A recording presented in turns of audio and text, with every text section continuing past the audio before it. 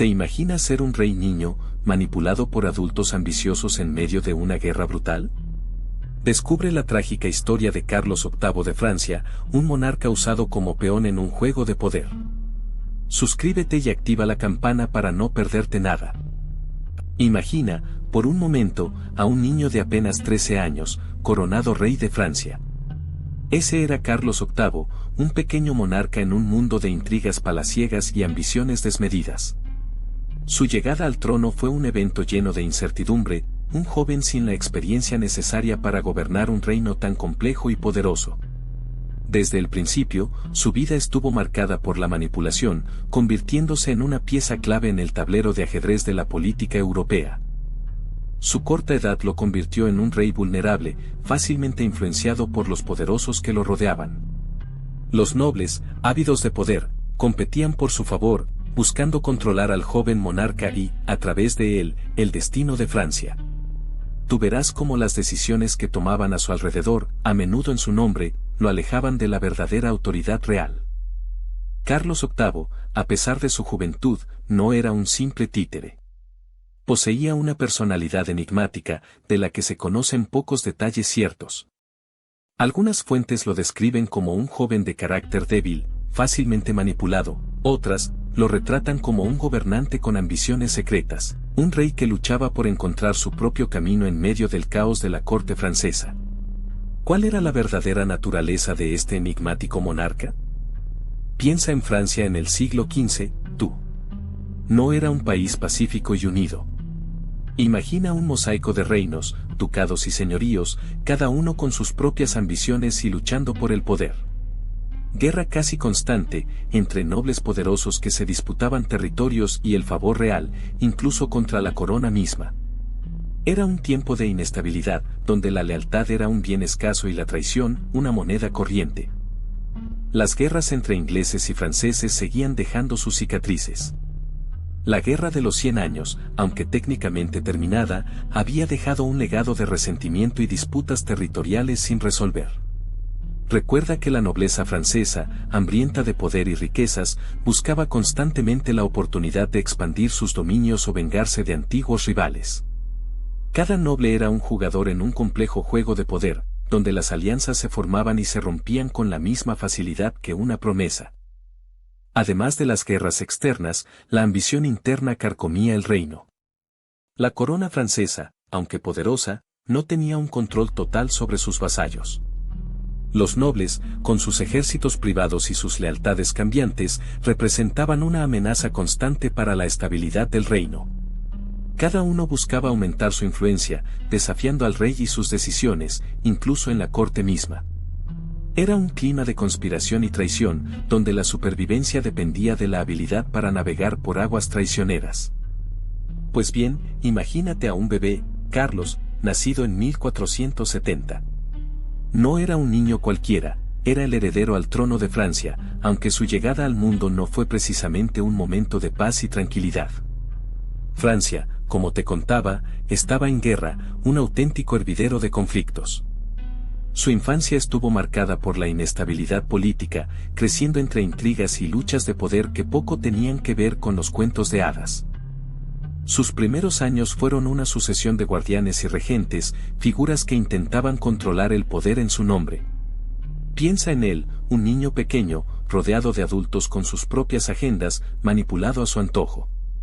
No tuvo una infancia normal, libre de preocupaciones, más bien, una infancia política, cada decisión tomada por otros en su nombre, incluso las más triviales. La educación que recibió, aunque destinada a forjarlo como rey, estuvo lejos de ser completa. Más que aprender a gobernar, aprendió a sobrevivir en un entorno hostil y traicionero. Las lecciones de estrategia militar llegaron antes que las de filosofía o humanidades, una triste realidad de la época. Su niñez fue un entrenamiento involuntario para la guerra, una preparación para un futuro incierto. Pero, ¿qué pasa con un bebé rey? Necesitas regentes, ¿verdad? Ahí entra Luis XI, tu astuto abuelo. Él, el rey antes que Carlos, se aseguró de que todo funcionara a su manera, incluso desde la tumba. Aunque ya había muerto, su influencia se cernía sobre la corte, manejando los hilos desde el más allá, o al menos, eso parecía. Y luego está Ana de Beaujeu, tu tía. Ella era la verdadera fuerza detrás del trono, la que realmente tomaba las decisiones. Imagínate, una mujer en un mundo dominado por hombres, manejando las riendas del reino francés. Una verdadera reina en la sombra. Luis XI, desde su más allá político, y Ana, con su firmeza y astucia, dirigieron la regencia. Fue una época compleja, llena de intrigas y luchas por el poder. Piensa en ello, un rey niño, una tía poderosa y la sombra de un rey fallecido. ¿Qué podía salir mal? Pero la tranquilidad de la regencia se rompió pronto. Apenas un niño, tú, Carlos VIII, te encontrabas en medio de una vorágine política, la guerra de sucesión bretona. Bretaña, un ducado independiente, estaba en disputa y Francia quería una tajada del pastel. Imagina, tú, un bebé rey, convertido en una pieza clave en el tablero de ajedrez europeo. Las ambiciones de los nobles franceses, la voracidad de tu abuelo desde la tumba, todo se entrelazaba para involucrarte en una guerra que apenas comprendías. El conflicto giraba en torno a la sucesión del ducado. Diversas familias nobles reclamaban el trono bretón, y Francia, bajo la influencia de los regentes y las ambiciones de Luis XI, se involucró para apoyar a un bando en particular. Piensa en la presión, aún sin entender el conflicto, tú eras el rostro de la intervención francesa, una herramienta en manos de adultos con intereses ocultos. Tu nombre se utilizaba para justificar guerras, alianzas y traiciones. La guerra no fue una simple batalla, sino una compleja red de alianzas y traiciones. Inglaterra, siempre vigilante, se involucró también, añadiendo otra capa de complejidad al conflicto. Para ti, un niño rey, todo era un misterio.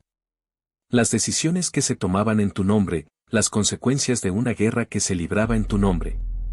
Fue una dura lección de la política medieval, aprendida en el campo de batalla, a través del ruido de las espadas y el peso de una corona demasiado grande para tu cabeza.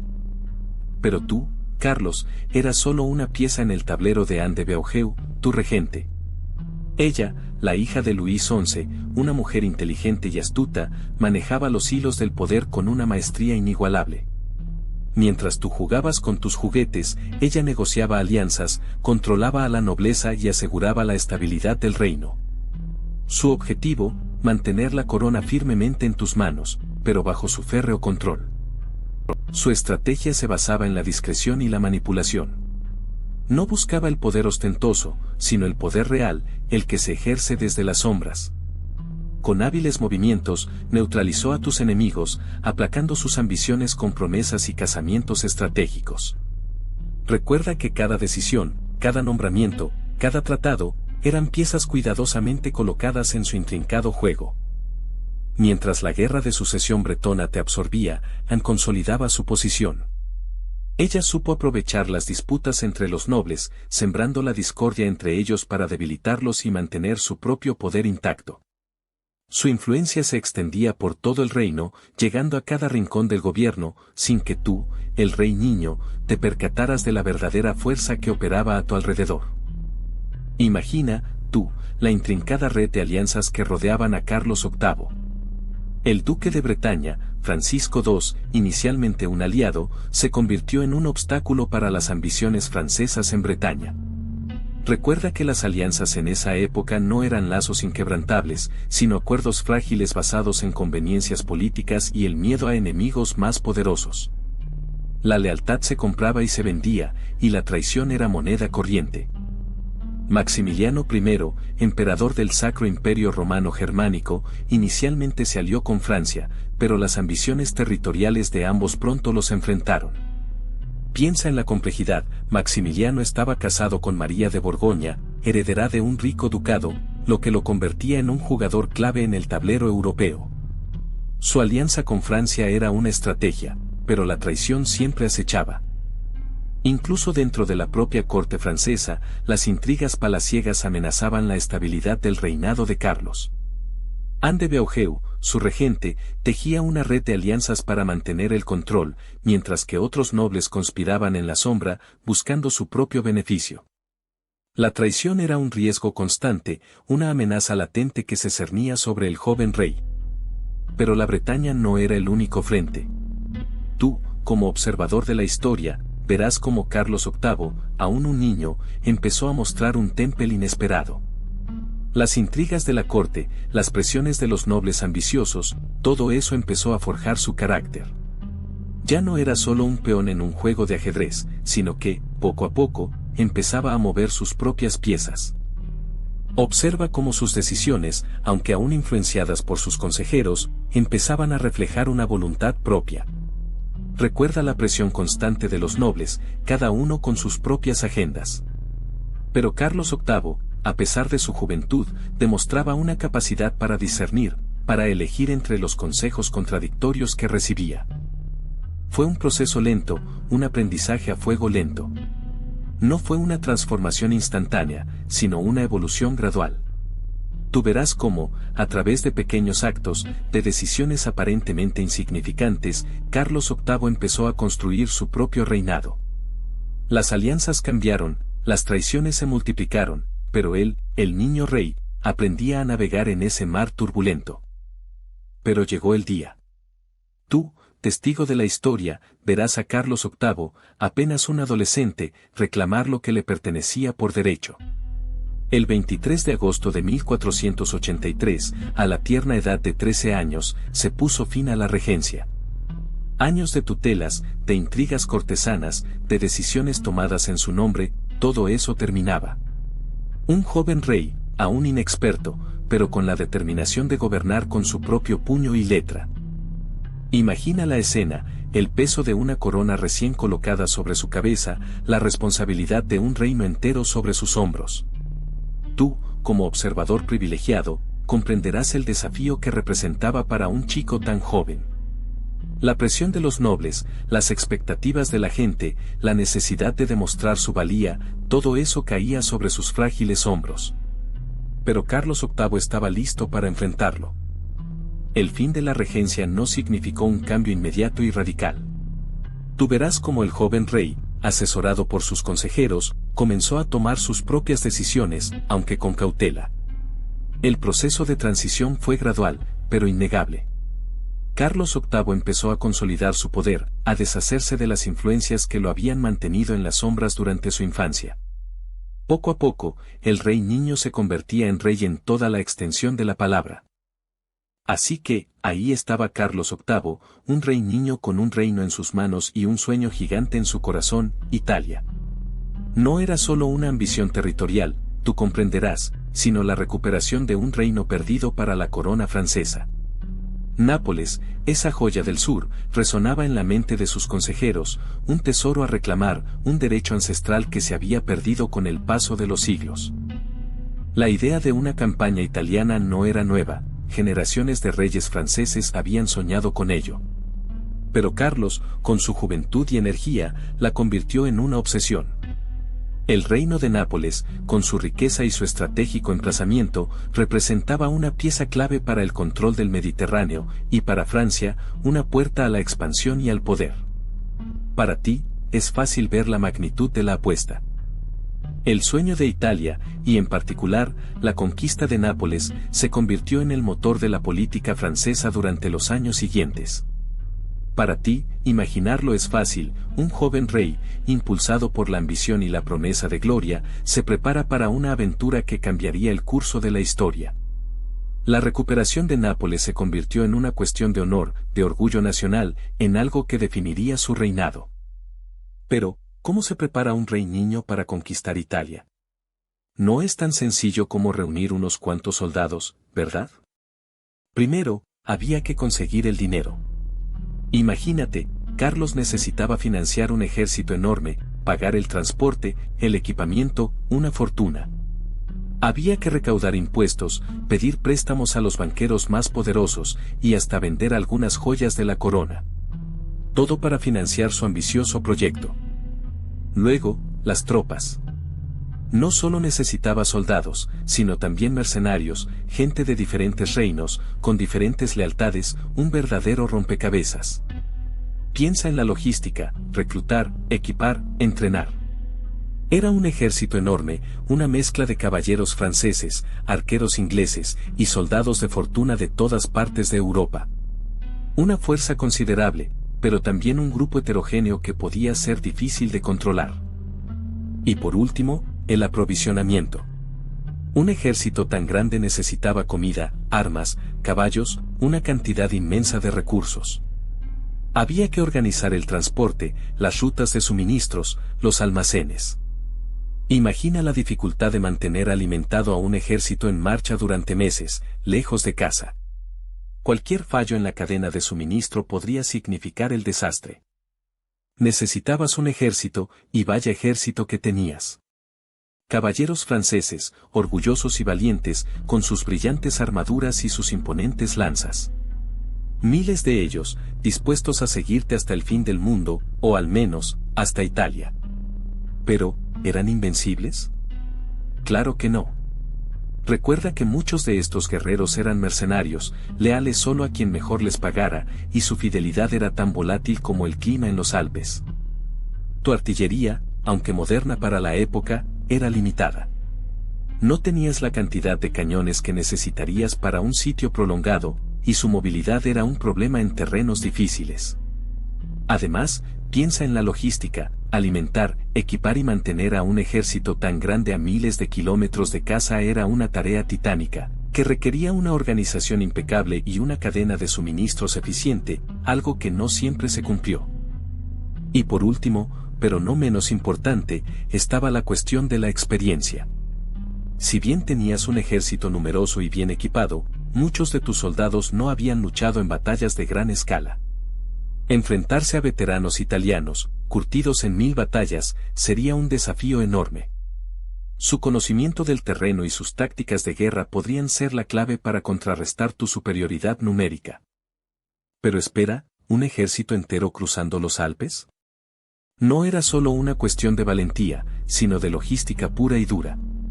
Imagina, miles de hombres, caballos, carros de suministros, todo eso ascendiendo por esos imponentes picos.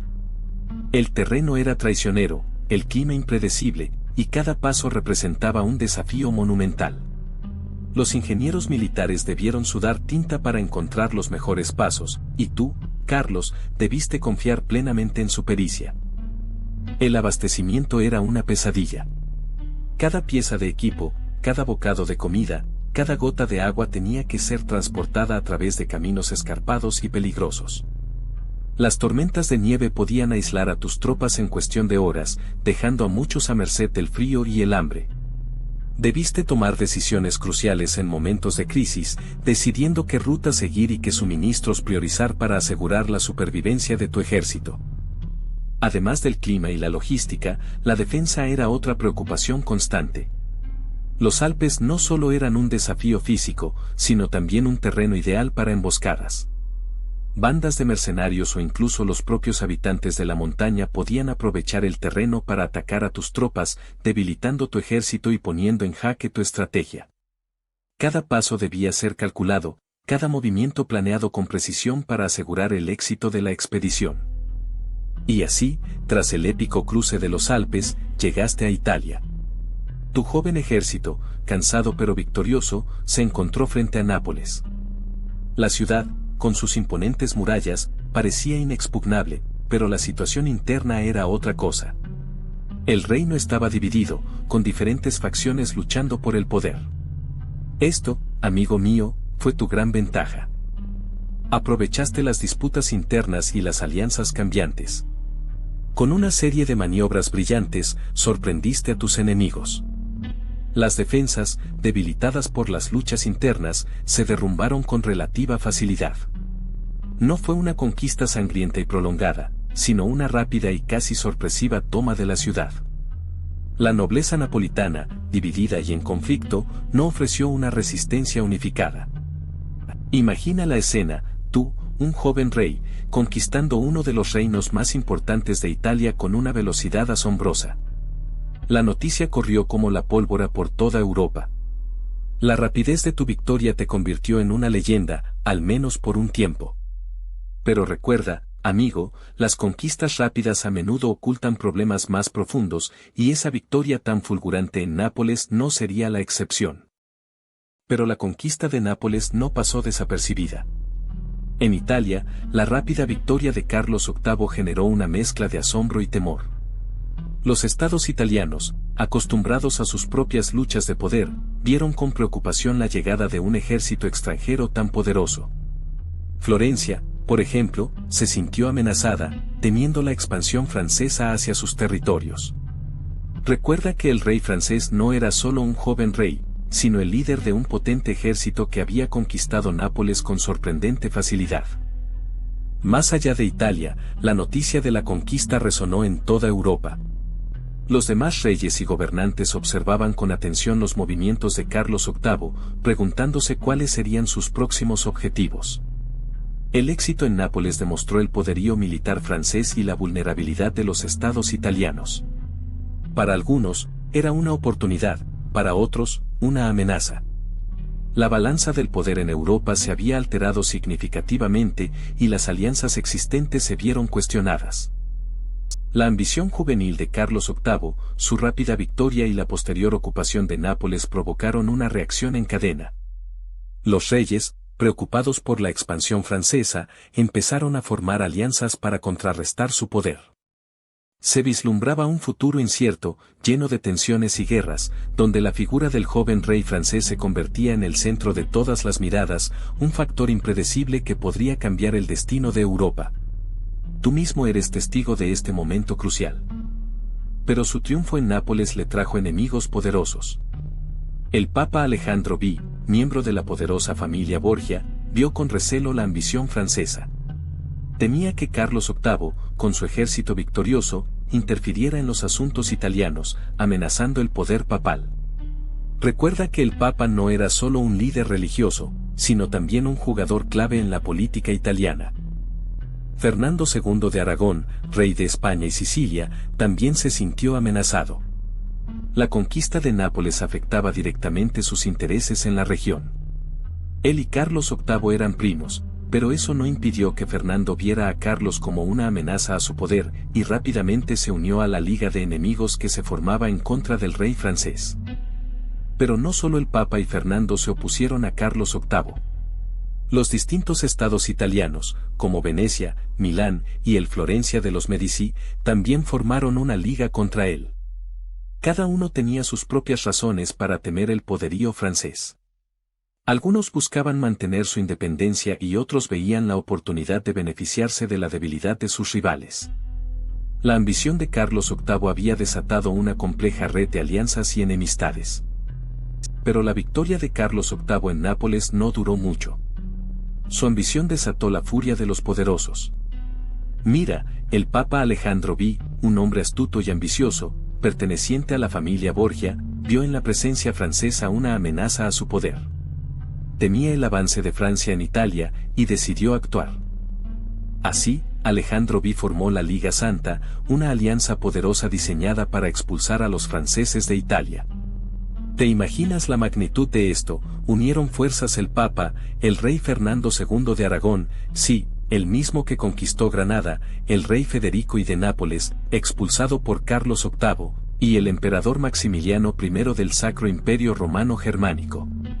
Una fuerza imparable. Cada uno tenía sus propias razones para unirse a la liga, pero el objetivo era común: detener la expansión francesa. Fernando de Aragón quería recuperar el control sobre Nápoles. Federico, por supuesto, anhelaba recuperar su reino. Maximiliano, por su parte, veía en la alianza una oportunidad para aumentar su influencia en Italia y contrarrestar el poder de Francia.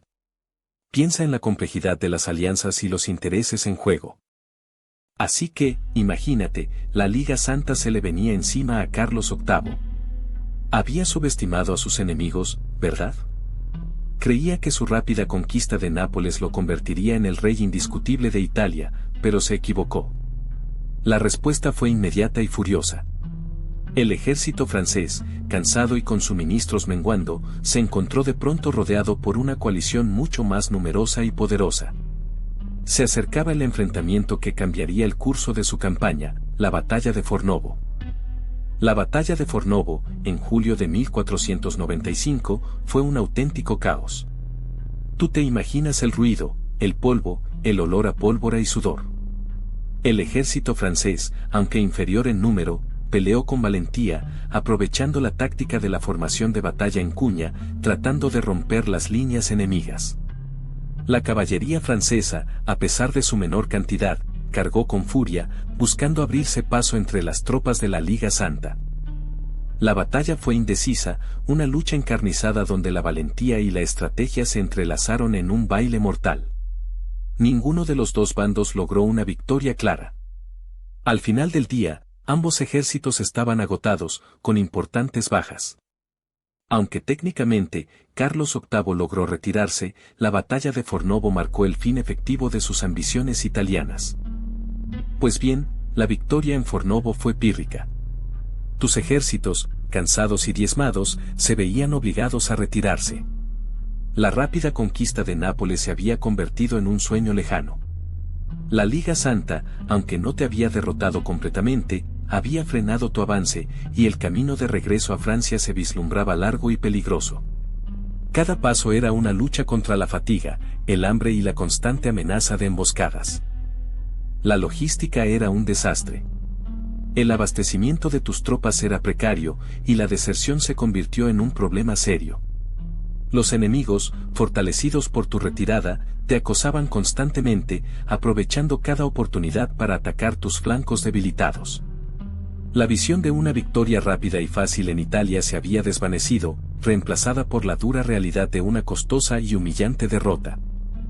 La ambición de conquistar Italia había fracasado estrepitosamente. No solo no habías logrado consolidar tus conquistas en el sur, sino que habías perdido gran parte de tu ejército y tu prestigio. El sueño de un imperio francés en Italia se había convertido en una pesadilla, y tu regreso a Francia sería recordado no como una victoria, sino como un humillante fracaso. La retirada se convirtió en una huida precipitada, dejando tras de sí el eco de una campaña mal planificada y mal ejecutada. La retirada de Italia te dejó con un sabor amargo, ¿verdad? A pesar de la inicial demostración de fuerza, la campaña había resultado costosa. Miles de soldados perecieron, no solo en las batallas, sino también por las enfermedades y la fatiga. Tu tesoro real, ya mermado por los gastos de la guerra, sufrió un golpe devastador.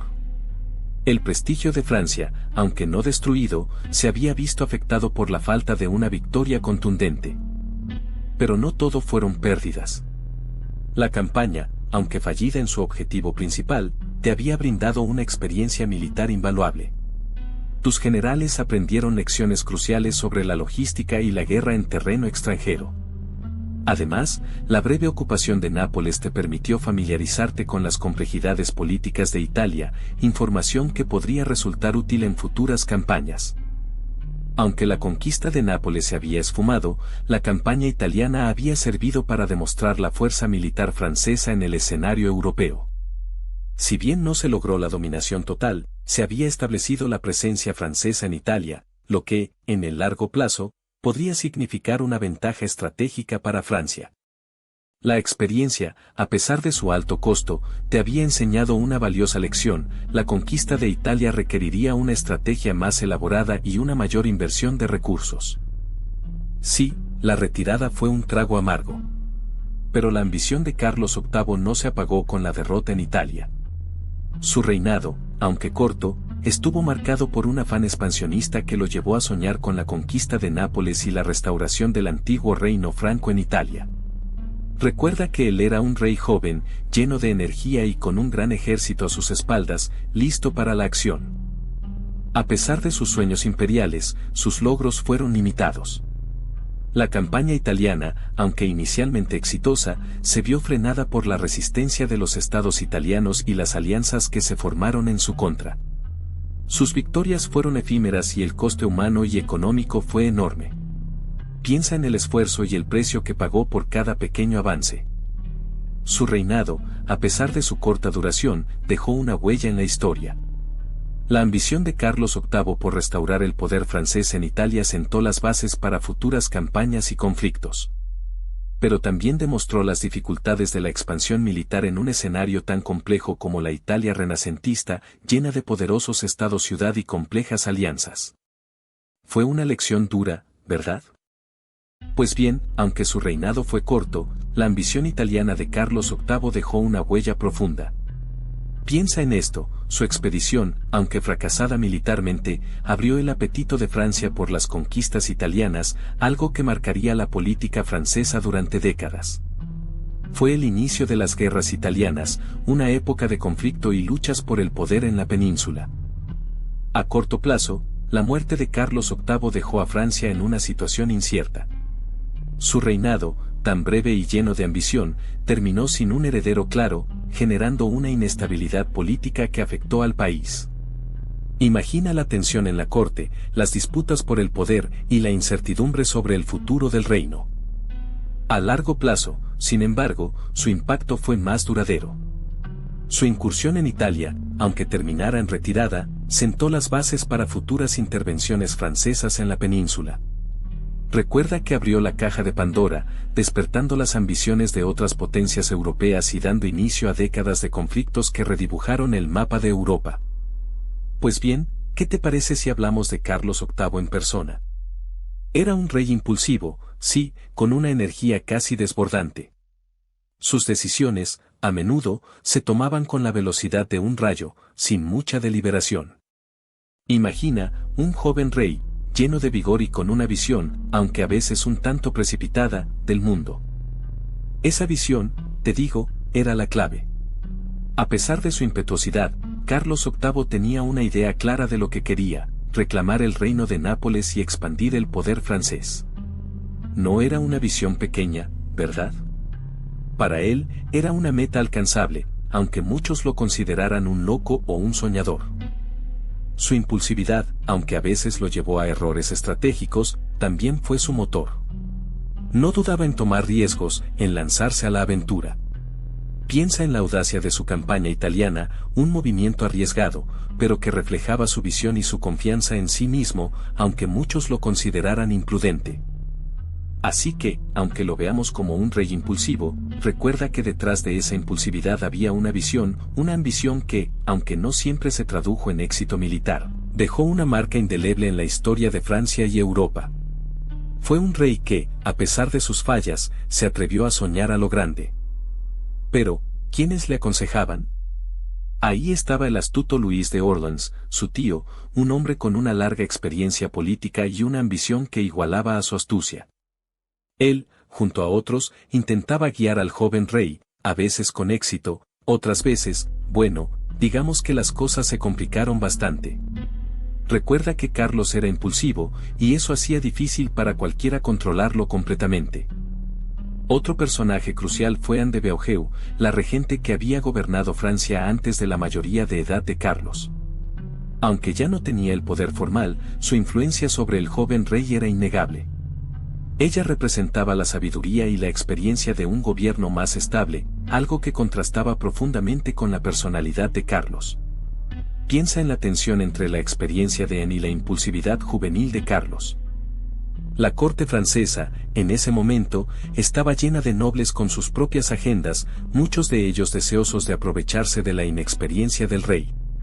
Algunos consejeros actuaban con lealtad, otros buscaban su propio beneficio, y algunos incluso conspiraban en las sombras. Imagina el intrincado juego de poder que se desarrollaba alrededor del joven rey, un tablero de ajedrez donde cada pieza representaba una poderosa familia o un ambicioso individuo. Imagina la corte de Carlos VIII, tú. Un hervidero de nobles, damas con vestidos ricamente bordados, caballeros con armaduras relucientes y un sinfín de sirvientes que se afanan entre tapices y candelabros. El palacio de Amboise, con sus torres imponentes, era el escenario de bailes fastuosos, torneos caballerescos y banquetes opulentos. La vida en la corte era un espectáculo constante, un torbellino de intrigas, romances y poder. Pero no todo era brillo y esplendor. Debajo de la superficie de la opulencia se ocultaban rivalidades y conspiraciones. Las familias nobles competían por el favor real, tejiendo alianzas y tramando intrigas para aumentar su influencia. Recuerda que Carlos VIII era un niño, un rey niño, y su corte era un campo de batalla donde el poder se disputaba sin cuartel. Las decisiones importantes se tomaban entre bambalinas, en reuniones secretas y susurros. La vida cotidiana en la corte giraba en torno a la etiqueta y el protocolo. Cada movimiento, cada palabra, estaba cuidadosamente regulado. Desde los elaborados rituales de la comida hasta las ceremonias de la corte, todo estaba diseñado para enfatizar la majestuosidad del rey y el orden social. Para ti, esto significaba una vida regida por reglas estrictas y una constante lucha por mantener el favor real y la posición social. Pero volviendo a la corte, ¿te imaginas el revuelo que causó la unión de Carlos VIII con Ana de Bretaña? No fue un simple matrimonio, fue una pieza clave en el tablero político europeo. Ana, heredera del Ducado de Bretaña, era un botín codiciado, un territorio rico y estratégico que muchos reyes ambicionaban. Para Carlos, significaba consolidar su poder y expandir las fronteras francesas. Su matrimonio, celebrado en 1491, no estuvo exento de controversias. Carlos, un rey aún joven e inexperto, se enfrentó a la oposición de otros pretendientes a la mano de Ana, incluyendo al rey Enrique VII de Inglaterra.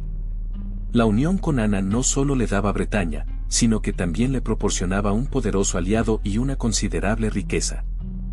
Piensa en las implicaciones. El control de Bretaña significaba el acceso a puertos importantes, recursos económicos y una posición estratégica frente a Inglaterra. Para Ana, el matrimonio representaba una forma de proteger su ducado de posibles invasiones y asegurar su futuro. Fue una unión políticamente estratégica, un movimiento de ajedrez en la compleja partida que era la Europa de la época. Pero la vida de Carlos VIII, tan llena de ambiciones, tuvo un final abrupto. Imagina, un rey joven, en la cúspide de su poder, cayendo víctima de un accidente. Un simple golpe en la cabeza, durante un juego de pelota, acabó con su reinado. ¿Te imaginas la conmoción en la corte?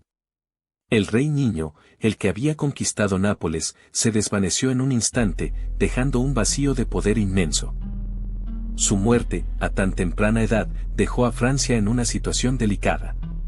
Sin heredero directo, la sucesión al trono se convirtió en un asunto crucial. Las intrigas palaciegas, las ambiciones de nobles poderosos, todo se desató tras la inesperada partida del rey. El futuro de Francia pendía de un hilo, en manos de quienes buscaban controlar el poder.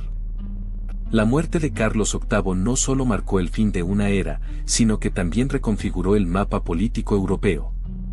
Sus conquistas en Italia, por ejemplo, se vieron amenazadas. El vacío de poder que dejó abrió la puerta a nuevas alianzas, conflictos y disputas territoriales. La paz, tan frágil, se rompió de nuevo. Piensa en las consecuencias a largo plazo, en cómo la muerte de un solo hombre puede cambiar el curso de la historia.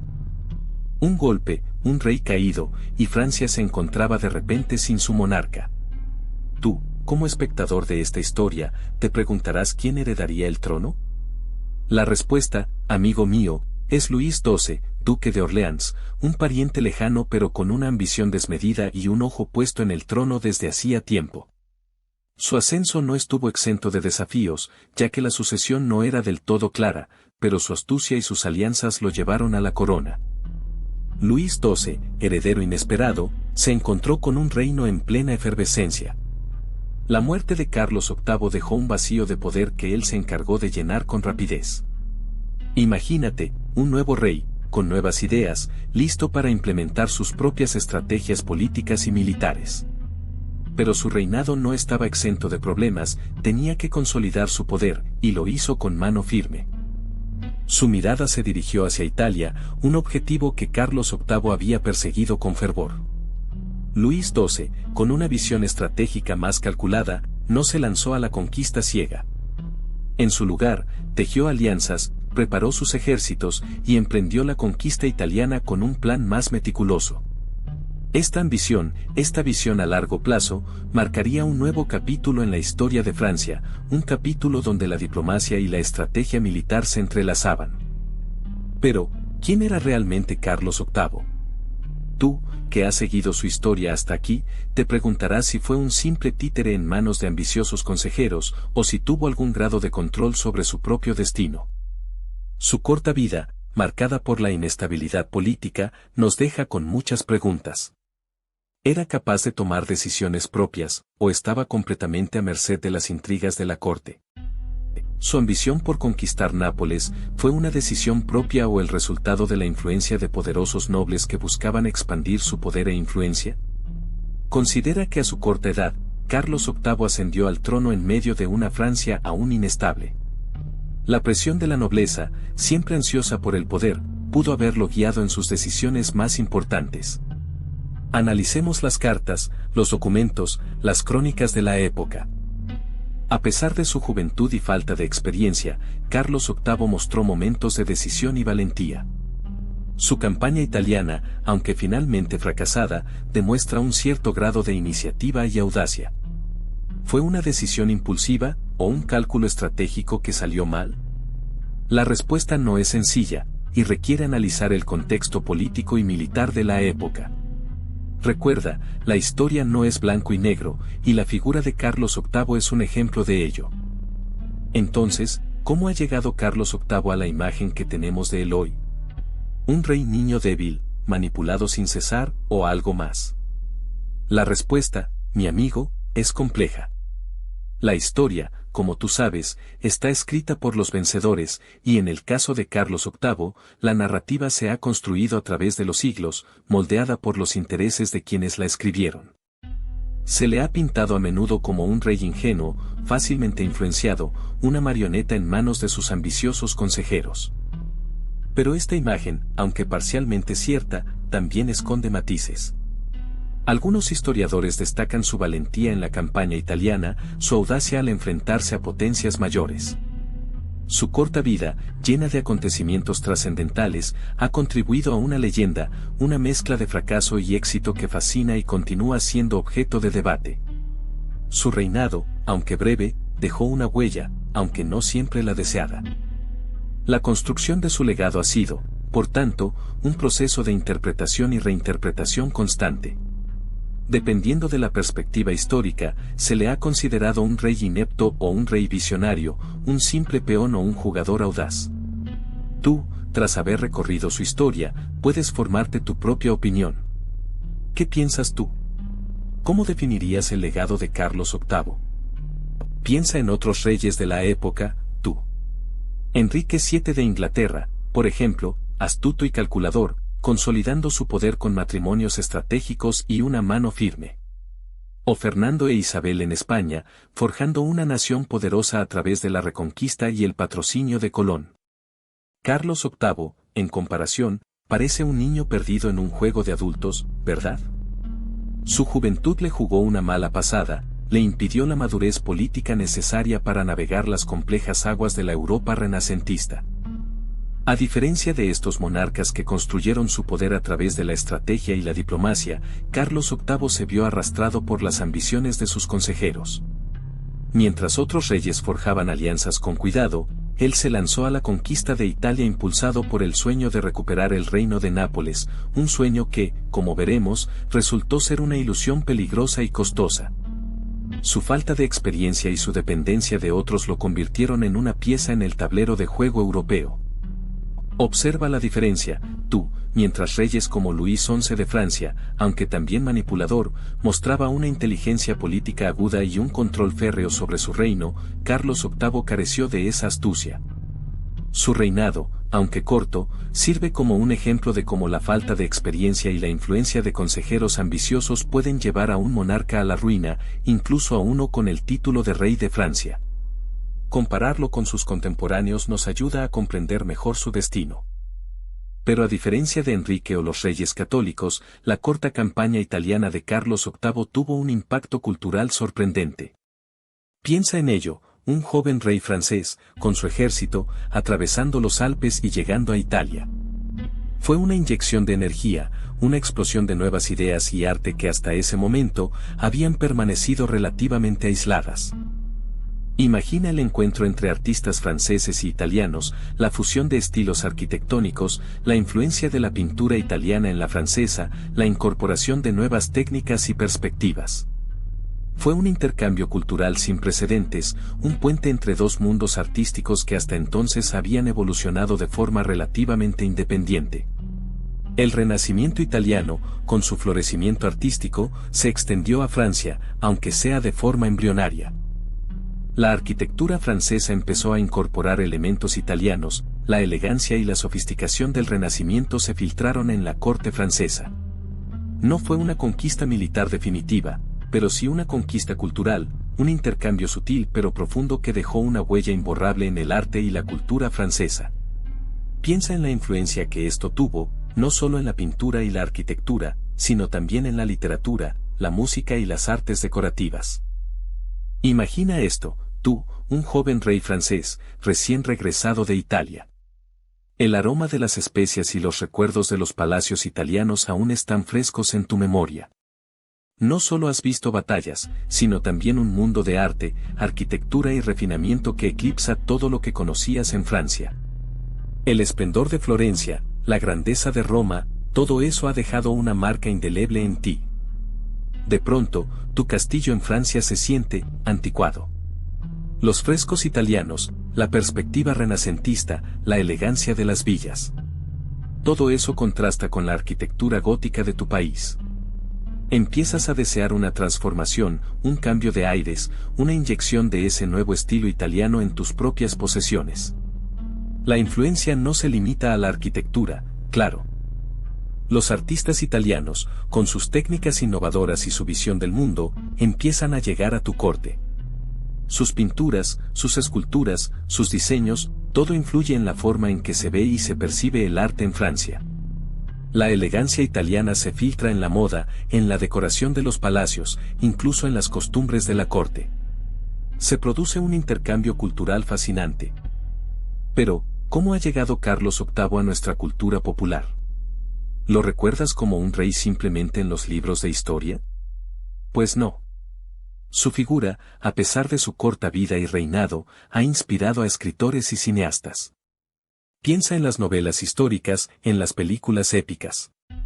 ¿Te imaginas una película sobre su campaña italiana? Las batallas, los palacios renacentistas, el drama. Hay un potencial narrativo increíble ahí. Aunque no sea un personaje tan famoso como otros reyes franceses, su figura joven y ambiciosa, su breve pero intensa aventura italiana, lo convierten en un personaje ideal para la ficción. Imagina una escena, él, rodeado de consejeros, discutiendo la estrategia para conquistar Nápoles. La tensión, la ambición, la incertidumbre. Una escena perfecta para el cine. Quizás no exista una película biográfica dedicada exclusivamente a él, pero su historia se ha entrelazado con otras, apareciendo como un personaje secundario, un catalizador de eventos. Piensa en las posibilidades, un romance en medio de la guerra, intrigas palaciegas, traiciones. Su historia está llena de potencial para ser adaptada a diferentes medios. ¿Qué te parece una miniserie? Sería épica. Pero, ¿qué hay más allá de las batallas y las intrigas palaciegas? Tu reinado, Carlos, está lleno de misterios que siguen dando que hablar. ¿Realmente fuiste tan ingenuo como pintan los historiadores, o jugaste un papel más estratégico del que se cree? ¿Te manipularon completamente, o eras capaz de tomar tus propias decisiones, aunque fueran erróneas? ¿La rapidez de tu conquista italiana fue una genialidad o una locura? Algunos dicen que tu ambición te cegó, otros que la suerte te favoreció. ¿Qué piensas tú? ¿Fue un golpe de suerte, una estrategia maestra o una combinación de ambas? Y hablando de Italia, ¿hasta dónde llegaría tu ambición si hubieras vivido más tiempo? Tu muerte prematura a los 28 años deja muchas preguntas sin respuesta. ¿Influyó realmente tu frágil salud en tus decisiones? ¿O fue víctima de una conspiración? ¿Qué hubiera pasado si hubieras vivido más? ¿Hubiera cambiado el curso de la historia europea? ¿Hubieras consolidado tu poder en Italia o te hubieras enfrentado a una mayor resistencia? Entonces, ¿cuál fue tu legado, Carlos? A pesar de tu corta vida y reinado, dejaste una huella imborrable. Tu ambición, aunque mal dirigida por tus consejeros, impulsó cambios en la política francesa. La guerra de Italia, aunque terminó en fracaso para ti, marcó un punto de inflexión en las relaciones internacionales y en las aspiraciones francesas de expansión. Tu muerte temprana, a los 28 años, dejó un vacío de poder que desencadenó nuevas luchas y conflictos. Aún así, tu figura sirve como un recordatorio de la fragilidad del poder y de la influencia que pueden ejercer los consejeros en un monarca joven e inexperto. ¿Te convertiste en un peón en un juego mucho más grande que tú? Más allá de las victorias y derrotas militares, tu reinado representa un periodo de transición en la historia de Francia.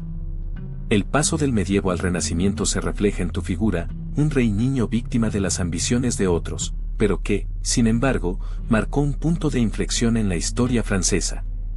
Tu historia nos recuerda la importancia de la estabilidad política y la influencia de las figuras que rodean al poder. Pero, ¿cómo sabemos todo esto? Para entender la vida de Carlos VIII, necesitas adentrarte en las fuentes históricas. Te recomiendo comenzar con las crónicas contemporáneas. Imagina leer los relatos de quienes lo conocieron, sus cortesanos, sus enemigos. Sus palabras te transportarán directamente a la época. Busca crónicas francesas e italianas, ya que su reinado impactó a ambas naciones. Además de las crónicas, existen numerosos estudios históricos modernos. Busca libros académicos que analicen su reinado, sus campañas militares y su impacto en la política europea. No te limites a un solo autor, compara diferentes perspectivas para obtener una visión más completa. Recuerda que la historia es un proceso de interpretación y cada historiador aporta su propio análisis.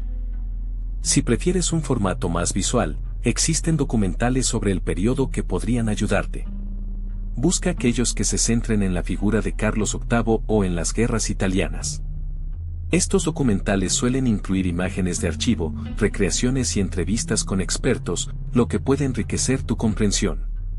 Recuerda siempre contrastar la información de diferentes fuentes. Y hasta aquí llegamos con la historia del joven rey Carlos VIII. Espero que hayas disfrutado de este viaje al pasado, lleno de intrigas, guerras y la compleja vida de un monarca que, a pesar de su corta edad, marcó la historia de Francia. Recuerda que la historia es mucho más que fechas y nombres, es una narración de vidas humanas, llenas de aciertos y errores, de triunfos y fracasos. No olvides suscribirte al canal para no perderte futuros episodios sobre personajes históricos fascinantes. Comparte este video con tus amigos si te ha gustado y déjame un comentario contándome qué te ha parecido la historia de Carlos VIII. Tu opinión es muy importante para mí y me ayuda a mejorar. Quiero agradecer especialmente a todos aquellos que habéis contribuido a la creación de este video, desde la investigación hasta la edición. Vuestro apoyo es fundamental para que pueda seguir creando contenido de calidad para ti. Muchas gracias por vuestro tiempo y vuestra atención. Recuerda que la historia está llena de sorpresas y personajes fascinantes. Sigue explorando, sigue aprendiendo, y hasta la próxima aventura histórica. Adiós. Espero que hayas disfrutado aprendiendo sobre Carlos VIII. Si te gustó, dale a like y suscríbete para más. ¿Qué piensas tú sobre su trágico destino?